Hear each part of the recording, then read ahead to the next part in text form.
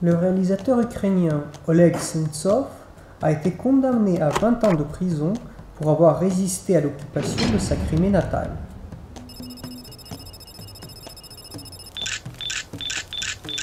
Il est un des 44 Ukrainiens otages. La campagne Let My People Go demande leur libération. En Russie et en Crimée occupée, on peut se retrouver en prison, peu importe si on est de gauche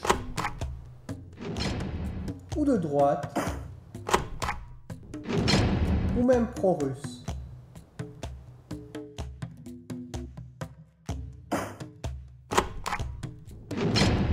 Le risque augmente si on a soutenu la révolution Euromaïdan, ou si on est musulman, comme la population autochtone de la Crimée, les Tatars de Crimée qui s'opposent à l'occupation russe. En ce moment, 19 Tatars de Crimée sont accusés de terrorisme parce qu'ils sont des musulmans. Pourquoi le Kremlin emprisonne-t-il ces gens? Premièrement, le gouvernement Poutine convainc les Russes qu'ils ont besoin de protection contre les espions, les saboteurs et les terroristes. Deuxièmement, il renforce le discours des médias d'État russes que l'Ukraine c'est l'ennemi et que la Russie c'est la victime, non pas l'agresseur. Troisièmement, les Criméens commencent à avoir peur de l'Ukraine. Enfin, les services de sécurité russes créent une illusion de protection alors qu'ils sont en train d'anéantir toute opposition.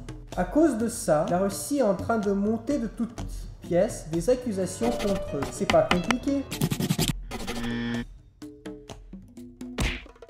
Sous torture, Sergei Litvinov a avoué avoir tué 48 civils dans le Donbass. Ça a été diffusé par les médias d'État. Finalement, la Russie a abandonné ces accusations, mais en a inventé d'autres.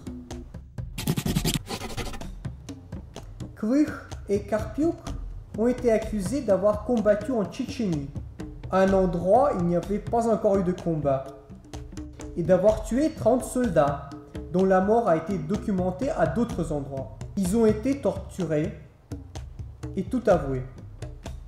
La Russie condamne des Ukrainiens pour des événements à des endroits où ces tribunaux n'ont pas de compétences. Par exemple, pour la participation aux manifestations en Ukraine et en Crimée, avant son occupation.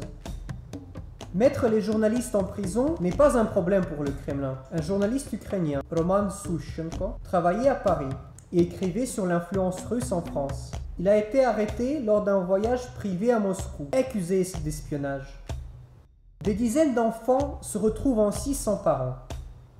Nous pouvons et nous devons arrêter cela. En 2016, la pression internationale a permis de libérer quelques Ukrainiens.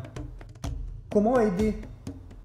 Parle à tes amis, organise une manif devant les ambassades et consulats de Russie, contacte les politiciens et les médias, interpelle des officiels russes et écrit aux prisonniers politiques.